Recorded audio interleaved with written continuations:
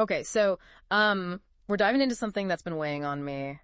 This whole Texas Medicaid waiver system thing. Well, actually, it's more like the lack of a system that's got me fired up. Yeah, it's a tough one. The recent reporting from Texas Watchdog, Well, it's pretty bleak. bleak is an understatement, honestly. We're talking over a decade. Like literally, people are waiting over a decade for services they desperately need. 10 years. I mean, can you even imagine being told, okay, you need help? Absolutely, but get in line. Yeah. You've got about 15 years to wait. Yeah, and it's not just any line. It's an interest list. That's what they call it, at least, for a Medicaid waiver program. The whole point of this thing is to help people with disabilities stay in their homes, instead of being pushed into institutions.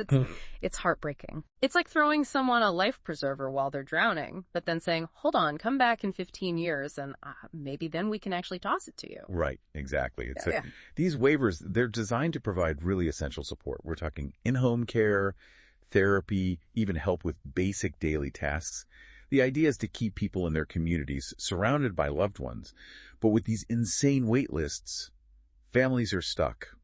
And here's the real kicker. This isn't some kind of accident, some bureaucratic, oops, we messed up. This is a direct result of how the Texas legislature has chosen to, or rather not chosen to fund these programs. Yeah, the numbers are pretty clear. Since 2010, the number of Texans who rely on these waivers has doubled. But the funding, 17% increase. It's almost unbelievable.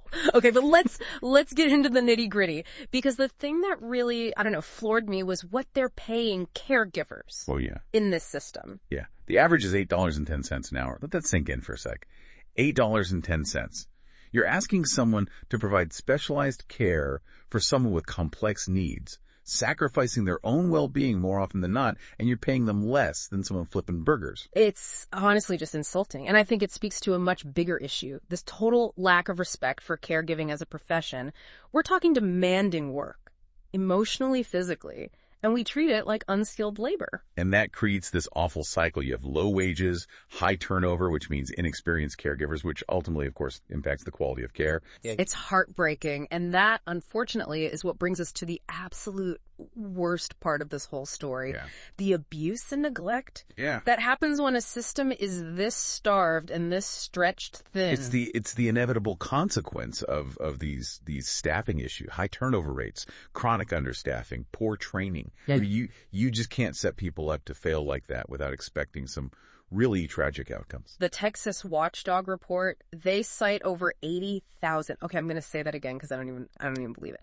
80,000 investigations into abuse and neglect over the last decade. Wow. We're talking 10 years, 80,000 potential instances of harm. Yeah, I mean, and let's be realistic about this. Yeah. Those are just the reported cases. It makes me sick. When you're dealing with people with disabilities, people who might have communication challenges, intellectual disabilities, the actual number is probably much, much higher. Oh, absolutely. People trapped in a system that doesn't allow them to advocate for themselves. That doesn't give them a voice. Exactly. And that's what makes some of the individual stories in this report just so difficult to stomach. Yeah. Like the woman with cerebral palsy, right? Oh, God, yes. The one who strangled to death. Strangled to death, yeah. Her own wheelchair. Because she was left unattended, and the straps that were supposed to be keeping her safe ended up being, a tragic irony. It's awful. And, we can't forget, this isn't an isolated incident. It's a feature, not a bug. It's not. This report is full of these stories. Just heartbreaking stories of abuse, sexual assault, neglect leading to death. I mean, it's infuriating. And what's maybe even more infuriating is how little seems to be done about it. Oh, absolutely. The canned statements, the committees, the task forces, it never seems to be enough. It feels performative. It does. It feels like they're more concerned with, not looking bad than actually fixing anything. Saving face instead of saving lives. Exactly. And it feels like they're always so focused on punishing the individual bad actors. Right. Which, listen, don't get me wrong, that's important. But what about the system? Right. That enables this to happen over and over and over again? Yeah. We can't just keep slapping Band-Aids on a gaping wound. We need a complete overhaul. We need systemic change.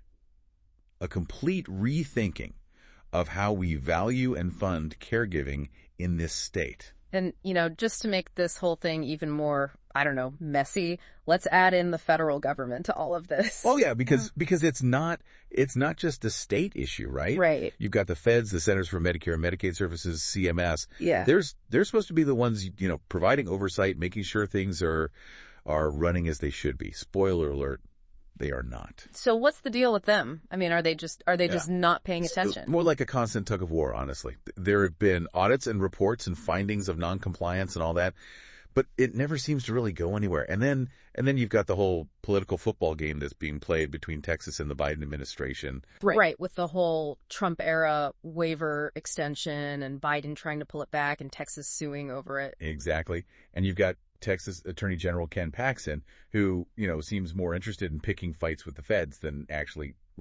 fixing anything. Right. Well, and it's also counterproductive, especially when you consider that Texas they flat out refused to expand Medicaid under the Affordable Care Act. Yeah.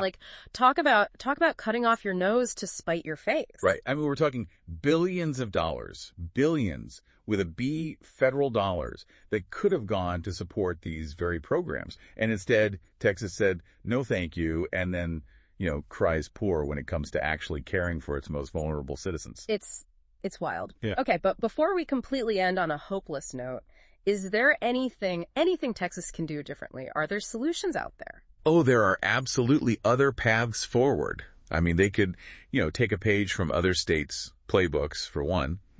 Several states have successfully implemented this thing called the Duffer option. Okay, break that down. What is that? So basically, it allows states to provide Medicaid coverage for children with disabilities, no matter how much money their family makes. Gotcha. So it takes some pressure off of the waiver system. That makes a lot of sense. What else? How about we, pay caregivers a living wage? Crazy idea, I know. Radical thought, right? Yeah. But maybe, just maybe, if we treated this essential work with a little bit of respect, a little dignity, and, paid people accordingly, maybe we'd see less turnover, better quality of care. I mean, you're not wrong.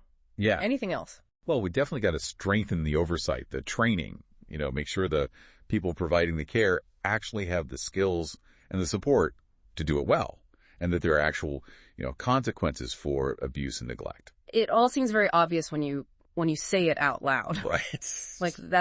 Those are good ideas. Yeah. So where does that leave us? Because this is bigger than Texas, right? Yeah, absolutely. I mean, this whole deep dive into this Medicaid waiver system, it's really exposed this much larger problem, this fundamental lack of respect, lack of support for both people with disabilities and the people who care for them. Mm-hmm. And that's a societal problem. It's not going anywhere. Well said. Well said. And I think it leaves all of us with a lot to think about, a lot to be angry about, frankly, but hopefully a renewed sense of, urgency to actually demand better for the most vulnerable among us. Yeah.